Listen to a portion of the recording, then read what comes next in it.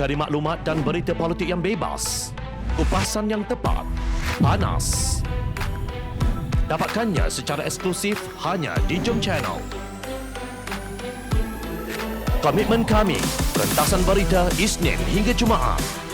Berbicara dan isu semasa, kami garapkan secara langsung. Panel-panel berkaliber dan profesional.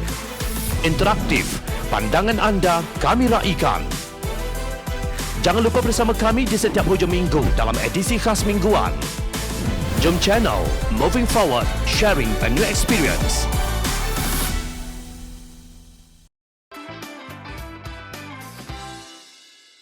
Pandora Papers, kepanasan yang enggan padam.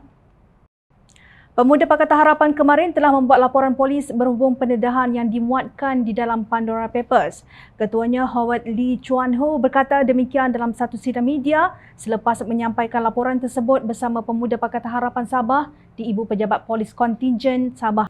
Turut bersama beliau ialah Ketua Pemuda Sosialis DAP Sabah, Fung Jin Zi, Ketua Pemuda APCO, Felix Joseph Sang, Ketua Pemuda Amanah Sabah, Randy Ismail dan Pengerusi Muda Sabah, Shahrizal Densi.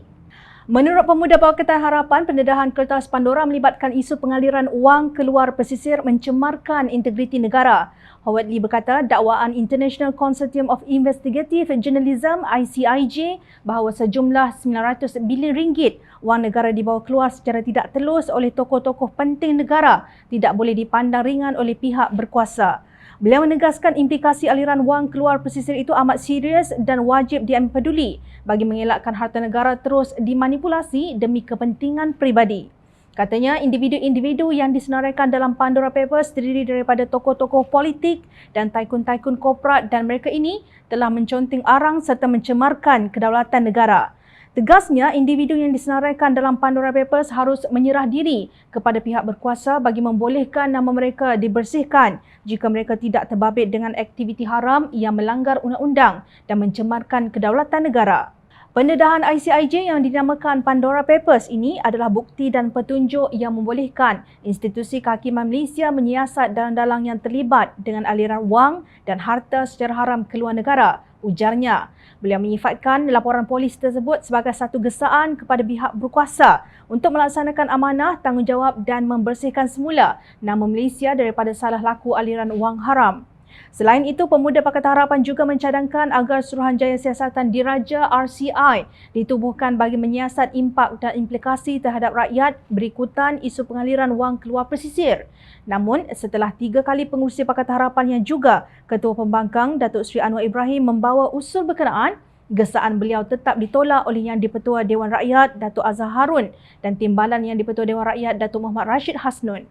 Pandora Papers hasil siasatan International Consortium of Investigative Journalism ICIJ itu mendedahkan sebanyak 118 firma luar pesisir daripada 1,000 syarikat adalah berkaitan warga negara Malaysia.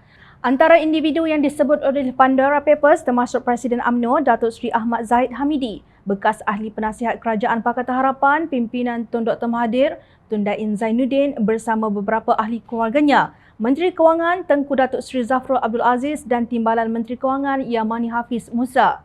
Ahmad Zahid berkata beliau bersedia untuk disiasat.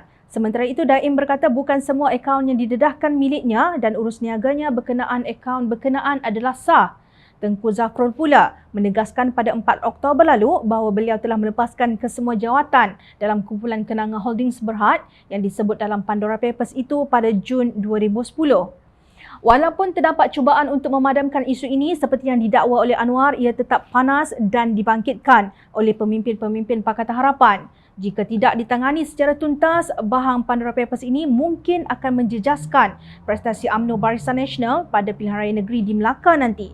Terkini, persoalan penuh sindiran mengenai Pandora Papers yang dikemukakan Anwar itu dilaporkan akan dijawab lisan oleh Perdana Menteri Datuk Seri Ismail Sabri Yaakob dalam sidang Belanjawan 2022 yang akan bermula pada 25 Oktober ini. Malangnya, kenyataan terbaru ini hanya menguatkan persepsi rakyat bahawa Yang di-Pertua dan Timbalan Yang di-Pertua Dewan Rakyat tidak bebas semasa membuat keputusan untuk menolak usul Anwar. Kasihan sungguh, Azhar tergagap-gagap cuba menafikan apabila Anwar berkata, Yang di-Pertua nak jadi peguam bagi pihak perasuah-perasuah ni sebab apa? Saya bukan. Now, look. Saya ada seluruh dokumen yang ada ini, ya, dan dia bagaimana seorang menteri umpamanya boleh simpan pemain saham di sana, kemudian ini bukan pengaliran keluar, dia daripada mana? Daripada langit. Justru desakan Pemuda Pakatan Harapan agar Dewan Rakyat dan Dewan Negara segera membahaskan pendedahan Pandora Papers adalah selari dengan pendirian pimpinan Pakatan Harapan. Bagi pembenci Anwar yang kini mencanang tomahan kononnya Pemuda Pakatan Harapan tidak sehaluan dengan pucuk pimpinan teruskan berhalusinasi. Pemuda Pakatan Harapan bebas mengeluarkan pendapat, bukan seperti Macai dan Walaun yang tidak dapat berfikir dengan jelas sehingga membisu ketika kebatilan bermaharajalela. Cuma kita berharap janganlah kebisuan pejuang Melayu dan Islam dalam perkara ini semakin menjauhkan keberkatan Allah kepada rakyat negara ini.